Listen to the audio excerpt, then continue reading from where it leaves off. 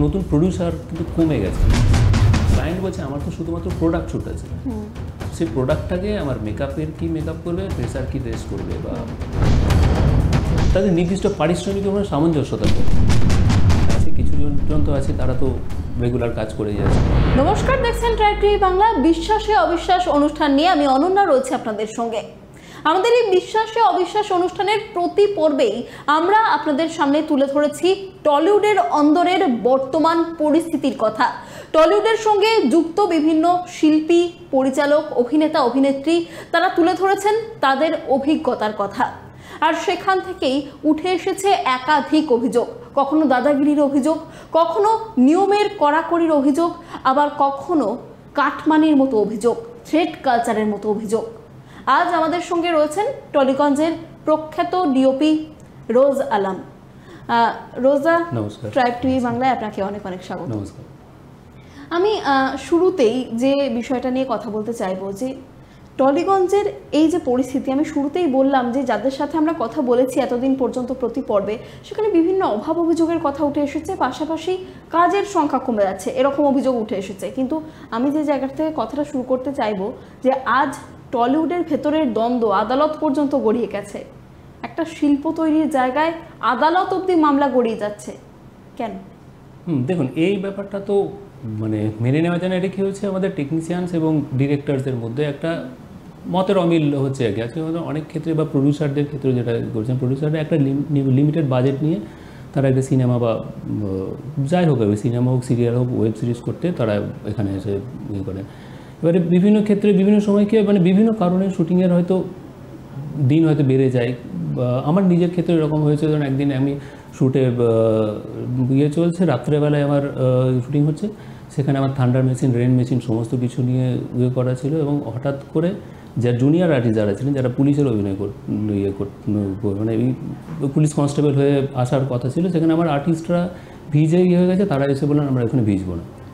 তো সেই ক্ষেত্রে আমার কি হলো, শুটিংটা ডিলে হয়ে গেল অনেকটা, 2 ঘন্টা মতো। এবং অ্যাকচুয়ালি যেটা একটা সারা দিনের যে শুটিংয়ের, আপনি যদি সেটাকে ঘন্টা হিসেবে ভাগ করেন, সেটা দেখবেন মানে প্রত্যেকটা এক এক ঘন্টারও একটা ভালো মতো ইয়ে আছে, দাম আছে, মানে টোটাল সমস্ত আর্টিস্ট থেকে শুরু করে টেকনিশিয়ানস এবং অল ইকুইপমেন্টসের ইয়ে নিয়ে। এবং সেই ক্ষেত্রে যদি 2 ঘন্টা 4 ঘন্টা যদি এক্সট্রা হয়ে যায়, বা হয়তো সেই দিন শুটিংটা কমপ্লিট করতে না পারা যায়, তার আর যদি আরেকটা দিন বেড়ে যায় শুটিংয়ের, সেক্ষেত্রে সেটা তো প্রডিউসারের ওপরে চাপ। এবং সবথেকে বড় ব্যাপার, আজকে সব ক্ষেত্রে যে প্রডিউসার মানে যে ইনভেস্টমেন্টটা করছেন, সেটা কি আর তার ইয়েকে মানে রিটার্নটা পাচ্ছেন সবাই? এটা আপনি দেখবেন 100টা আজকে বাংলা সিনেমা হলে হয়তো 10টা কি 20টা ছবি হয়তো প্রডিউসার ঠিকঠাক রাখা পাচ্ছেন, বাকিগুলো তো ইয়ে হচ্ছে না। যে কারণে আজকে একটা জিনিস দেখবেন, নতুন প্রডিউসার কিন্তু কমে গেছে। যেটা আগেও আমরা দেখেছি, মানে অনেক নতুন নতুন প্রডিউসার প্রত্যেক বছরে কিছু না কিছু আসতে তারা ই করে কাজ করতেন, তারা আজকে আর এই সিনেমা ইন্ডাস্ট্রিতে আসছেন না হয়তো। এই প্রডিউসাররা যে সিনেমা ইন্ডাস্ট্রিতে আসছেন না, আপনি যেটা বললেন প্রতি বছর নতুন নতুন প্রডিউসাররা আসতেন এবং যে কারণে ছবির সংখ্যা ভালো হতো, আর এখন সেটা কমে গেছে, এটা কেন? প্রডিউসাররা আশা কমিয়ে দিচ্ছেন কেন? দেখুন, 1 নম্বর তো হচ্ছে প্রডিউসার, এখানে নতুন প্রডিউসার এলেই যে উনি আজকে একটা ইনভেস্টমেন্ট করে যে একটা ছবি, সে যত যে বাজেটই হোক, 50 লাখ 60 লাখ হোক, সেটা 1 কোটি হোক 1.5 কোটি হোক, তার কাছে এই গ্যারেন্টিটা নেই যে উনি এই ছবিটা করে ওই রিটার্নটা বের করতে পারবেন, ওই টাকাটা তার উঠে আসবে বা তুলতে পারবেন। তো এবং সেটা দীর্ঘদিন ধরে এরকম দেখেওছে, মানে এমন প্রডিউসার হয়েছে যিনি একবার হয়তো এসেছেন, একবার এসে তারপরে আর দ্বিতীয়বার আসার ইয়ে করেনি। আমার এরকম ধরুন ছবি আছে, এমন মানে ছবির হয়তো 20 দিনের শিডিউল ছিল, 15 দিন 18 দিন হয়ে গেছে, তারপরে আর হয়তো শুটিংটাই কমপ্লিট করে উঠতে পারেনি উনি প্রডিউসার। এই যে শুটিং কমপ্লিট করতে পারছেন না বা লাভের মুখ দেখতে পাচ্ছেন না, গলতটা কোথায় হচ্ছে? দেখুন, গলতটা তো বিভিন্ন দিকে আছে। একটা হচ্ছে গল্পের উপরে ডিপেন্ড করে, তারপরে সবথেকে বড় হচ্ছে আমাদের দর্শক। হ্যাঁ, আমরা আগে একটা জিনিস দেখবেন, মানে শুধুমাত্র কি দর্শক তারাই যারা শুধু মাল্টিপ্লেক্সে বা ইয়েতে গিয়ে সিনেমা দেখতে পারবে। আজকে সিঙ্গেল স্ক্রিনের তো কোনো কিছু নেই। আজকে ধরুন একটা রিক্সাওয়ালা, চাওয়ালা বা সবজিওয়ালা, তারাও তো একটা সময় ভালো দর্শক ছিলেন। তারা হচ্ছে কি মতো মানে ব্ল্যাকের টিকিট কেটে সিনেমা দেখার দর্শক কিন্তু তারা বেশি ছিল। আজকে সেই দর্শকদের কথা কিন্তু আমরা ভুলে গেছি। তাদের জন্য কোনো সিনেমা বানানো না, তাদের জন্য সিনেমা বানানো শুধু, তাদের জন্য সিনেমা দেখানোর কোনো জায়গা নেই। সিঙ্গেল স্ক্রিন কটা আছে বলুন, যেখানে একটা ওই সামান্য মানে নিচু যারা গিয়ে কাজ করে আর কি, তারা গিয়ে সিনেমা দেখতে যাবে। তারা তো কেউ মাল্টিপ্লেক্সে গিয়ে সিনেমা দেখতে যাবে। তো তো ওই দিক থেকে ওখান থেকে যে রিটার্ন আসে সেটা তো আমাদের বন্ধ হয়ে গেছে, সেখানে আমরা যে সেখান থেকে আমরা কিছুই করতে পারছি না। আর একটা বিষয় শোনা যাচ্ছে যে প্রডিউসারদের ওপর বিভিন্ন রকম শর্ত আরোপ করে দেওয়া হচ্ছে এবং যে কারণে তাদের সিনেমার বাজেটটা অনেকটা বেড়ে যাচ্ছে, তারা পিছিয়ে যাচ্ছেন। দেখুন এটা তো মানে শুধু শর্ত আরোপ ওরকমভাবে বলা যাবে না। ধরুন একটা বেসিক একটা নিয়ম আছে যে আমার এই কাজ করতে গেলে এই টেকনিশিয়ান, এতগুলো টেকনিশিয়ানস আমাকে নিতেই হবে। তো সেখানে ওই যতগুলো টেকনিশিয়ানসের প্রয়োজন সেই হিসাবে নিলে আপনাকে কাজের অনুমতি দেওয়া হবে। সেটা যদি আপনি প্রপার ইয়েতে সেটে বা আমাদের ইয়ের জায়গায় করতে যান তখন। কিন্তু অনেক ক্ষেত্রে দেখা যাচ্ছে অপ্রয়োজনীয় টেকনিশিয়ান লাগবে না, বাড়তি অতিরিক্ত লোকজন, অতিরিক্ত হেয়ার ড্রেসার, মেকআপ আর্টিস্ট, এরকম যেটা দরকার নেই সেটা নেয়ার জন্য জোর করা হচ্ছে বা চাপিয়ে দেওয়া হচ্ছে, নাহলে শুটিং করতে দেওয়া হবে না, শুটিং বন্ধ করে দেওয়া হবে, এরকম অভিযোগ উঠে আসছে। এইগুলো দেখুন এটা পুরোপুরি ওরকমভাবে বলা যাবে না। ধরুন এখানেও একটা ব্যাপার আছে, সেইগুলো মানে আপনার যদি কম বাজেটের হয় বা সেটা নিয়ে যদি হয়, সেইগুলো নিয়ে আপনার সঙ্গে যদি গিল্ডের সঙ্গে আগে আপনি কথাবার্তা বলেন, সেখান থেকে একটা ছাড়ের জায়গা আছে, কিন্তু সেটা সব ক্ষেত্রে নয় আর কি। একটা হয়তো আপনাকে বলে দেওয়া হলো যে না ঠিক আছে আপনি লিমিটেড এই পরিমাণের লোক নিয়ে কাজ করতে পারবেন। হ্যাঁ, এক জায়গায় তো আছেই ওটাই আর কি, যে আপনাকে এতগুলো লোক নিতেই হবে, না হলে আপনি কাজ করতে পারবেন না বা কাজের ক্ষেত্রে সেটা প্রবলেম হবে। এবং উল্টো দিকে আরেকটা জিনিস হচ্ছে আমাদের এখানকার টেকনিশিয়ানস কিন্তু অনেক দক্ষ, অনেকেই মানে দক্ষ টেকনিশিয়ানস অনেকেই আছেন যারা কিন্তু ভালো ইয়েতে কাজ করে নিতে পারবেন। কিন্তু এই যে নিয়মগুলো তৈরি হচ্ছে, এই নিয়মগুলোতে কি আদৌ ভালো হচ্ছে টেকনিশিয়ানদের? সেটা কি বলবো, মানে টেকনিশিয়ানসদের ক্ষেত্রে সেটা শুধুমাত্র সবাই একমাত্র শুধু আপনি জুনিয়রদের ক্ষেত্রে এটা বলতে পারেন, বা সিনিয়র বা এদের ক্ষেত্রে তো সেরকম কোনো ব্যাপারটা নয় আর কি। মানে তাদেরকে তো ডাইরেক্ট ধরুন প্রডিউসারের সঙ্গেই বা ডিরেক্টরের সঙ্গে ডিল করতে হয়, তাদেরকে তো আর ফেডারেশন বা গিল্ডের মাধ্যমে তারা কাজে যান না। তো তাদেরকে অনেক ক্ষেত্রে এই সমস্যাগুলো মানে ফেস করতে হয় আর কি। কী ধরনের সমস্যা? এই ধরুন আজকে যদি একটা শিডিউলের মধ্যে আমি যদি একটা ডিরেক্টর বা একটা ডিওপি যদি কাজ তুলতে না পারে, তখন প্রডিউসারের কাছ থেকে এদেরকেই কিন্তু এই কথা, তোমরা কেন তুলতে পারলে না, সেই দায়ভারটা কিন্তু প্রডিউসার এবং ডিরেক্টর এবং ইয়ের উপরে, ডিওপির উপরে বা সিনিয়র টেকনিশিয়ানসদের উপরে পড়ে। সেটা কিন্তু জুনিয়র বা ইয়েদের উপরে যায় না আর কি। তো সেখানেও এই জবাবদিহিটা প্রডিউসারের কাছে তাদেরকে সিনিয়র টেকনিশিয়ানসদেরই করতে হয়। আমি বলছি যে নিয়মগুলো তৈরি হচ্ছে, তাতে আপনি বলছেন যে জুনিয়র আর্টিস্টদের ভালো হয়েছে, জুনিয়র টেকনিশিয়ানদের ভালো হয়েছে। হ্যাঁ, জুনিয়র টেকনিশিয়ানসদের আপনি বলতে পারেন, এবং সেটা তাদের একটা সিকিউরিটি আছে, সিকিউর একটা ব্যাপার আছে। তো ভালোটা কি ধরনের ভালো? একটু তারা নিয়মিত কাজ পাচ্ছে না তো। কিন্তু এটাও শোনা যাচ্ছে যে মুষ্টিমেয় কয়েকজন রয়েছেন যারা ঘুরিয়ে ফিরিয়ে কাজ পাচ্ছেন আর বাকিরা একেবারেই পাচ্ছেন না। এটা কতটা সত্যি? এটা কি বলবো, এটা একটা বেশি করতে পারবো না। মানে সত্যতা কি রয়েছে, নাকি এই ঘটনা ঘটেই না, একেবারেই গুজব? না, একেবারে গুজব তো নয়, আছে কিছু জন তো আছে তারা তো রেগুলার কাজ করেই যাচ্ছে এবং আরও অনেক দক্ষ আছে, হয়তো সেক্ষেত্রে সবাই সবসময় কাজে যেতেও পারে না বা আগে যেমন একটা জিনিস ছিল আমাদের সিনিয়রদের ক্ষেত্রে বা আমরা ডিওপির ক্ষেত্রে আমরা এই ব্যাপারগুলো কোথাও আমার নিজের পছন্দের ইলেকট্রিশিয়ান, আমার নিজের ট্রলি সেটিং, তাদেরকে নিয়ে আমি কাজ করতে পারতাম, তাদেরকে বলে দিতে পারতাম। এখন ইদানিং যেমন এরকম হচ্ছে যে না, আমাকে ফেডারেশনকে বলতে হবে বা গিল্ডকে বলতে হবে, সেই আমাকে ওই টেকনিশিয়ান ঠিক করে দেবে, তাকে নিয়ে কাজ করতে হবে। এবং সেক্ষেত্রে হয়তো সে হয়তো অতটা যোগ্য নয়, যাকে নিয়ে আমি কাজ করতে অভ্যস্ত, ঠিক আছে, সে হয়তো অতটা ইয়ে না, বা তার সঙ্গে আমার ওই কমিউনিকেশনটা ঠিক মতো হচ্ছে না, তখন সেক্ষেত্রে তো কাজের তো সমস্যা হয় আর কি। এই যে এত সমস্যা তৈরি হচ্ছে, এর পেছনে কে বা কাদের দাদাগিরি চলছে? দাদাগিরির ব্যাপারটা তো নয়, এটা তো নিয়ম, ধরুন নিয়ম শৃঙ্খলার এবং সব কিছুর মধ্যে, এবং নিয়মটা তৈরি হয় কি যে যাতে সমস্ত ব্যাপারটা সুষ্ঠুভাবে চলে এবং যাতে কোনো টেকনিশিয়ানসের ধরুন কেউ কাজ করলে বা তার যথার্থ পারিশ্রমিকটা পায়, বা ঠিকমতো সময়ে তাদের লাঞ্চ ব্রেকটা হয়, বা ঠিকমতো সময়ের মধ্যে কাজটা শেষ হয়, সেই সমস্ত কারণেই কিন্তু নিয়মগুলো তো তৈরি করা। তো আজকে নিয়মের জায়গায় নিয়মটা যদি বেনিয়মের জায়গায় চলে যায় আর কি, তখন তো সেটা তো সবারই। বেনিয়মের জায়গায় চলে যাচ্ছে কেন? বেনিয়মের জায়গায় চলে যাচ্ছে কেন সেটা, যাদের নিয়মটা দেখার কথা ছিল তারা কি দেখছেন না? অনেক ক্ষেত্রে হয়তো সবসময় সব ক্ষেত্রে হয়তো তারা দেখতে পাচ্ছেন না সে ব্যাপারগুলো, সেটা নিয়ে কোথাও তো তাদের একটা খামতি থেকে যাচ্ছে। অবশ্যই। আর একটা বিষয় আমরা দেখতে পাচ্ছি যে বাইরে থেকে কাজ আসা বন্ধ হয়ে গেছে, এই অতিরিক্ত নিয়মের কড়াকড়ি, এই জন্য বাইরে থেকে প্রডিউসাররা আসছেন না, তারা অনেক সময় বাইরে গিয়ে শুটিং করে চলে আসছেন। কলকাতার হয়তো কোনো শুটিংয়ের সিন সেটা হায়দ্রাবাদে গিয়ে শ্যুট হচ্ছে। এই যে বাইরে থেকে কাজ আসাটা কমে গেছে, এটা কেন? বাইরে থেকে কাজ আসা সত্যি অনেকটাই কমে গেছে, এবং সেটা হচ্ছে বেসিক্যালি আমাদের এখানকার এই নিয়ম শৃঙ্খলারই বিভিন্ন ইয়েতে আর কি।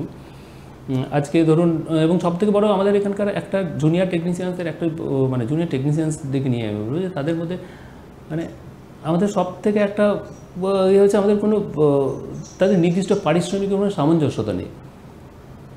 যে এক্স্যাক্ট একটা কাজ হওয়ার জন্য ঠিক আছে তার ন্যূনতম পারিশ্রমিক ঠিক কী হওয়া উচিত, মানে ধর আজকে একটা হিন্দি হলে তার একটা রেট আছে, বাংলা হলে তার একটা রেট আছে, ইংরাজি বা অন্য কোনো ল্যাঙ্গুয়েজ হলে তার একটা আলাদা রেট আছে, আবার ধরুন সেটা অ্যাড বা কর্পোরেট হলে সেক্ষেত্রে আলাদা একটা রেট আছে। তো এই ক্ষেত্রে কী হয়, এখানে একটা ধোঁয়াশা তৈরি। আজকে আমিও ধরুন সাপোজ কোনো একটা কাজ বাইরে কোনো একটা হিন্দি বা অন্য কোনো ইংলিশ ল্যাঙ্গুয়েজে হলে তখন আমিও নিজে তাদের বলতে পারি না আমার এই টেকনিশিয়ানসের এই রেমুনারেশনটা ইয়ে করতে হবে, দিতে হবে, বা তার এই রেমুনারেশন লাগবে।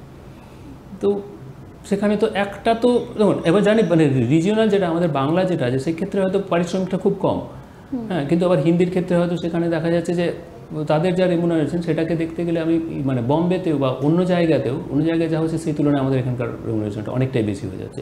তখন আমাদের কাছেও সেই ইয়েগুলো মানে প্রডিউসার বলতে কেউ ইতনা কেউ হতা হয়, ইহা পে তো ইতনা নেই হতা।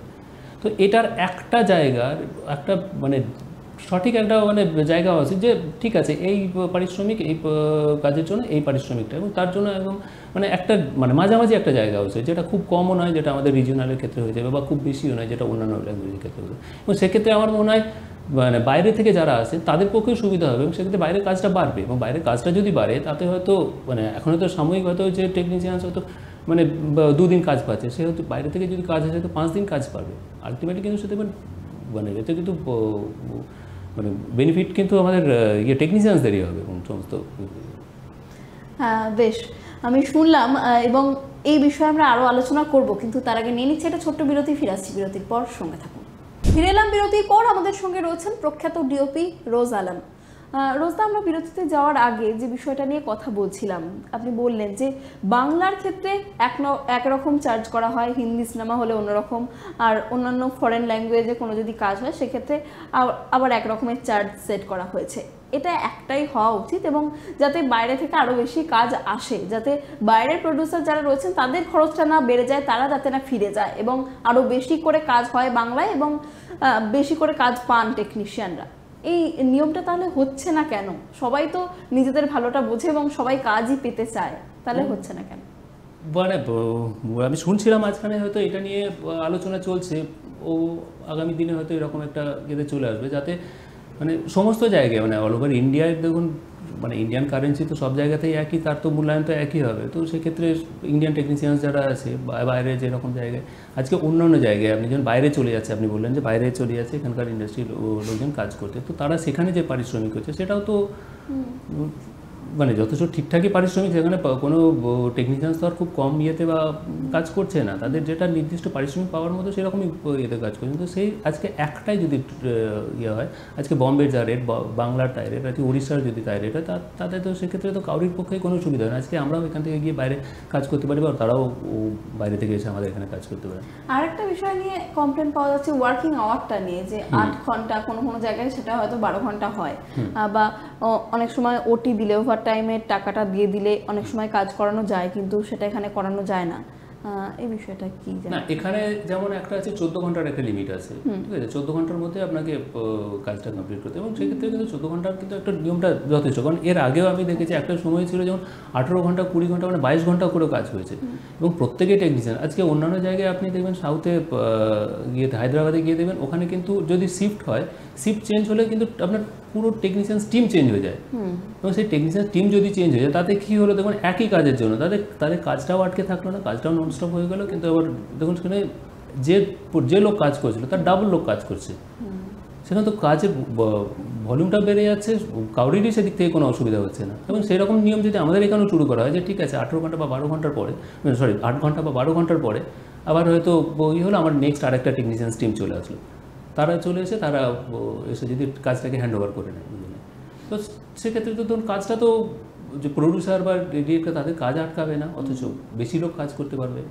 আপনি সাউথের কথা বললেন, এখান থেকেই বিষয়টায় আসি যে আমরা এখন দেখি যে কোনো বাংলা ছবি বা কোনো বাংলা ওয়েব সিরিজ রিলিজ করলেই বলা হয় বাংলা সিনেমার পাশে দাঁড়ান, কিন্তু হিন্দি বা সাউথের কোনো মুভির ক্ষেত্রে তাদেরকে তো বলতে হচ্ছে না যে আমাদের সিনেমার পাশে দাঁড়ান, তাহলে বাংলার ক্ষেত্রেটা বলতে হচ্ছে কেন?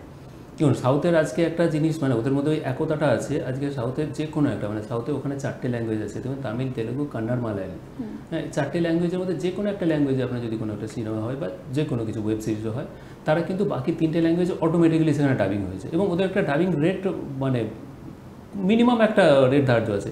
এবং সেক্ষেত্রে তাদের বলা হয় যে আমি একটা মানে ওদের ক্ষেত্রে কিন্তু কোনো সিনেমা বানিয়ে ওদের কাছে লসটা হয় না, তার কারণ ওদের একটা কী বলবো এই অডিও রাইটস যেটা আছে, অডিও রাইটস তাদেরকে মানে সব তো অডিও রাইটস বিক্রি করে দেওয়া যায় তাদের।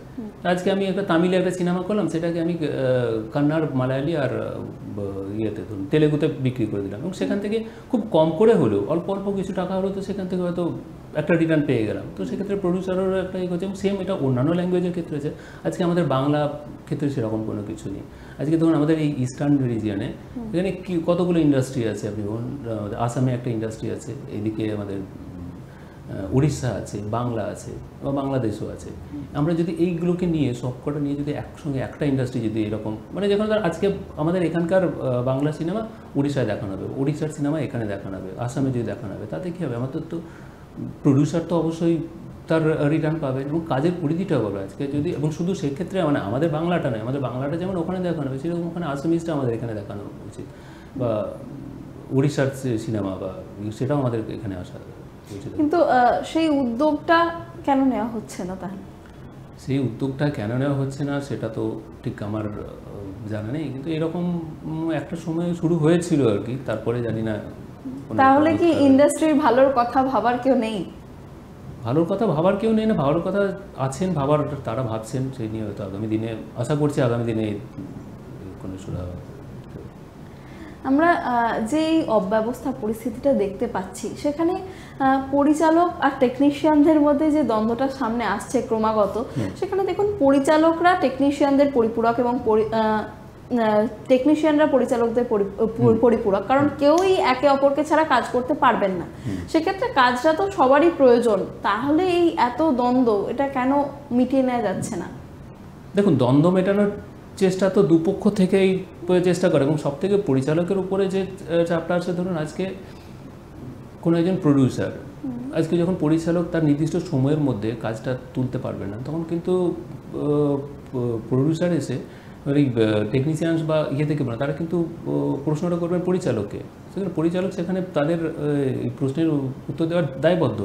তো সেখানে পরিচালকের ক্ষেত্রে এই চাপটা থাকে যে আমাকে এই নির্দিষ্ট সময়ের মধ্যে কাজ করতে, এবং সেক্ষেত্রে যদি তখন যদি এরকম কোনো টেকনিশিয়ানস বা কোনো কারণে তার যদি শুটিংটা ডিলে হয় বা পিছিয়ে যায়, তিনি যদি শিডিউলের মধ্যে কাজটা তুলতে না পারেন, সেক্ষেত্রে তার পক্ষেও একটু হয়। এবং এই জায়গাগুলো এটা অনেক ক্ষেত্রে সব ক্ষেত্রে হয় সেটা বলবো না, কিছু কিছু জায়গায় এই কম্প্রোমাইজেশনটা আছে আর কি, তারা মেনেও নেন। তারা অনেক ক্ষেত্রে আমারও এরকম হয়েছে, ধরুন আমি বলেছি 10 মিনিট লাগবে, আমার টেকনিশিয়ানরা তারা বলেছে হ্যাঁ ঠিক আছে একেবারেই জানো, তারা এই সাপোর্টটা করে। আর একটা টার্ম ইন্ডাস্ট্রির ক্ষেত্রে খুব শোনা যায়, গুপি শুটিং, গুপি কাজ হচ্ছে।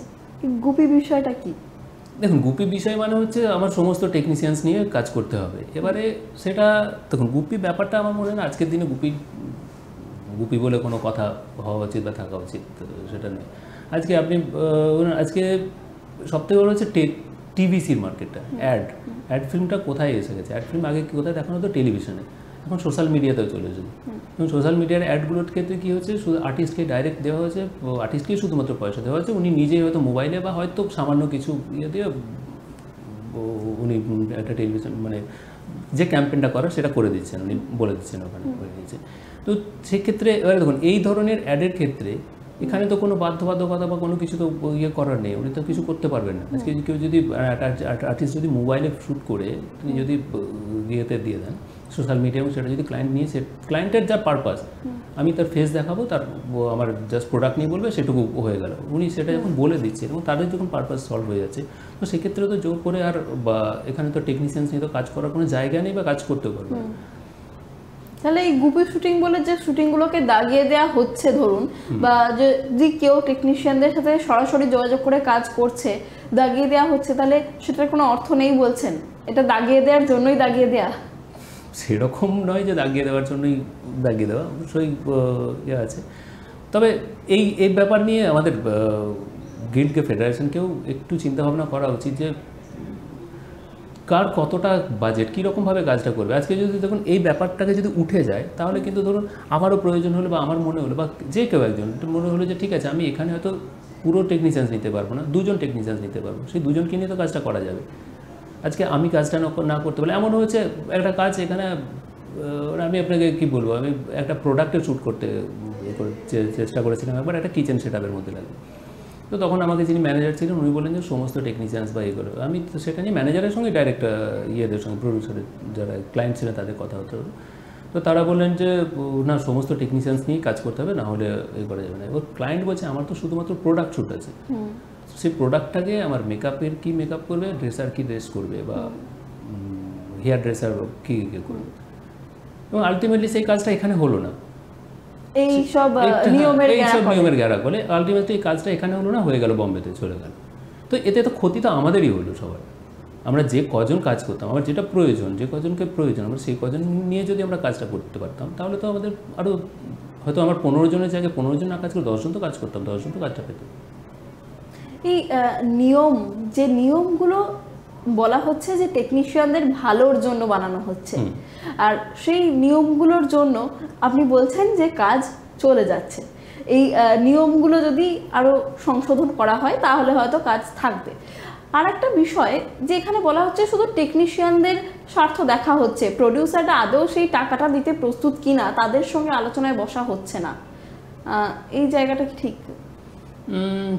এটা জানি না, সে প্রডিউসার, এখনকার যারা বড় প্রডিউসার আছেন তারা তো ফেডারেশনের সঙ্গে কথাবার্তা বলে, এবং তাদের তো ভেরি রিসেন্ট মিটিংও হয়েছে, তারা তো এই সমস্ত ব্যাপার নিয়ে আলোচনাও করা হয়েছে, তো তারা তাদের মতো করে নিয়েছেন আর কি। আর একটা অভিযোগ উঠছে যে যারা কাজ পাচ্ছেন তাদের পারিশ্রমিকের টাকা থেকে একটা পার্সেন্টেজ দিতে হচ্ছে, কাটমানি দিতে হচ্ছে, গিল্ডের কার্ড করাতে গেলেও কাটমানি দিতে হচ্ছে, একটা বড় অঙ্কের টাকা দিতে হচ্ছে। এই অভিযোগের কি সত্যতা রয়েছে? জানি না, এটা আমি বলতে পারবো না, কারণ আমি এখনও শুনিনি। হ্যাঁ, তবে গিল্ডের কার্ড করতে গেলে একটা তো দিতে হয়, সেগুলো বিভিন্ন ধরনের ফিজ আছে, সে সমস্ত ইয়ে করে গিল্ডের কার্ড করার সময় একটা দিতে হয়। কিন্তু এই যে কি বলছেন পার্সেন্টেজ দিতে হয়, পার্সেন্টেজ দিতে হয় না, এরকম। আপনারা তো টলিউডের ভেতরেই কাজ করেন এবং অনেক বন্ধু বান্ধব রয়েছেন, কারোর কাছে কি এরকম কোনো অভিযোগ শুনেছেন? এখন এর মধ্যে কিছু সেরকম শুনি। আর গিল্ডের কার্ড করাতে গেলেও বলা হচ্ছে যে নির্দিষ্ট কিছু লোকের সঙ্গে যোগাযোগ রাখতে হবে, না হলে গিল্ডের কার্ড পাওয়া যাবে না, বা বিশাল একটা অঙ্কের টাকা দিতে হবে, এটা কি ঠিক? বিশাল অঙ্কের টাকা তো একটা ফিক্সড একটা রেট আছে, আমরা যেটা জানতাম যে সেই রেটটা দিলে, এবং তারপরে বিভিন্ন ধরনের, মানে তার মধ্যে সাবস্ক্রিপশন চার্জ আছে, আরও সব কিছু নিয়ে একটা ফিজ আছে, সেটা দিয়েই করলে এবং অ্যাপ্লিকেশন করলে কার্ড দেওয়া যায়। কিন্তু এই মুহূর্তে আমি জানি এই মুহূর্তে হয়তো দীর্ঘদিন ধরে অনেকেই কার্ড দেওয়া হচ্ছে না, তার কারণ হচ্ছে তার পিছনে একটা যুক্তি হচ্ছে যে টেকনিশিয়ানস কিন্তু প্রচুর আছে যারা এখনও কাজ পাচ্ছে না, বা আমাদের যে পরিমাণ কাজ আছে তার থেকেও বেশি টেকনিশিয়ানস হয়েছে। তো সেই কারণে হয়তো ওনারা কার্ড ইয়ে করাটা আটকে রেখেছেন, কিন্তু সেটা নয় যে সব ক্ষেত্রে কার্ড দেওয়া হচ্ছে না। প্রত্যেক বছরই একটা সময় ইয়ে থাকে যেখানে নির্দিষ্ট সংখ্যক কিছু টেকনিশিয়ানকে তাদের পরীক্ষার মাধ্যমে, যদি জুনিয়র হন তাদেরকে পরীক্ষার মাধ্যমে তাদেরকে থেকে কার্ড দেওয়ার ব্যবস্থা। আপনি এই মুহূর্তে টলিউডে কাজ করছেন, আপনার কি কি মনে হচ্ছে সমস্যার জায়গা, আর সেগুলোর সমাধানই বা কিভাবে পাওয়া যেতে পারে বলে মনে হয় আপনার? দেখুন, সমস্যার জায়গা হচ্ছে যদি পুরো ব্যাপারটা খোলাখুলি একদম সামনাসামনি গিয়ে থাকে যে ঠিক আছে আমার এই, এবং সব থেকে আগে ভাবতে হবে আমাদেরকে প্রডিউসারের কথাটা বা বাজেটের কথাটা। আমার একটা কাজ করতে গেলে তার কী বাজেট আছে, এবং সেই বাজেট অনুযায়ী আমার কতটা আমি খরচ করতে পারবো, বা কতগুলো আমি মানে কীরকমভাবে আমার সেই বাজেট অনুযায়ী আমার কাজটা তুলতে গেলে আমার যতটুকু প্রয়োজন সেই রকম, এবং যেটা অবশ্যই মানে যে প্রয়োজনের বাইরে তো আমরা নন টেকনিশিয়ানের সাথে কাজ করতে পারবো না। আজকে আমার একটা যদি ফোকাস কুলার প্রয়োজন হয়, সেটা তো আমি অন্য কাউকে দিয়ে করাতে পারবো না, তার জন্য একটা দক্ষ ফোকাস কুলার লাগবে। আমার একটা লাইট করার জন্য একজন ইলেকট্রিশিয়ান যিনি আর কি, ঠিক আছে, সেটা তো আমি অন্য কাউকে দিয়ে বা যাকে তাকে নিয়ে এসে কাজ করতে পারবো না, তো আমার দক্ষ টেকনিশিয়ান তো লাগবে। দক্ষ টেকনিশিয়ানস নিয়ে এসে তাদেরকে নিয়ে সেরকমভাবে এবং যেটুকু আমার প্রয়োজন সেরকমভাবে যদি আমাদের এই স্বাধীনতাটুকু থাকে যে ঠিক আছে আমার এই অনুযায়ী আমি এতটা নিয়ে কাজ করতে পারবো, সেক্ষেত্রে তো কাজের দিক থেকে কোনো সমস্যা হবে না। বেশ, অনেক ধন্যবাদ রোজদা আমাদের এতটা সময় দেওয়ার জন্য, এবং আমরা আপনার কাছ থেকে জানতে পারলাম যে ঠিক কোন কোন জায়গাগুলোতে সমস্যা রয়েছে এবং কোন কোন জায়গাগুলোর আরও দেখভাল করতে হবে, সংশোধন আনতে হবে, সমাধান করা যেতে পারে। অনেক ধন্যবাদ আমাদের এতটা সময় দেওয়ার জন্য। Thank you.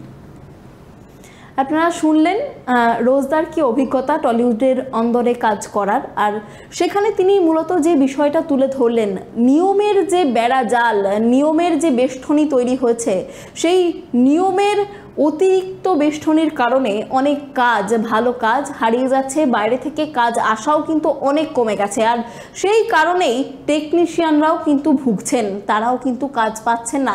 এমনিতেই টলিউডের কাজের সংখ্যা খুব হাতে গোনা, কম, সেই তুলনায় টেকনিশিয়ান অনেক বেশি রয়েছে এবং তারা কাজ পাচ্ছেন না নিয়মিত।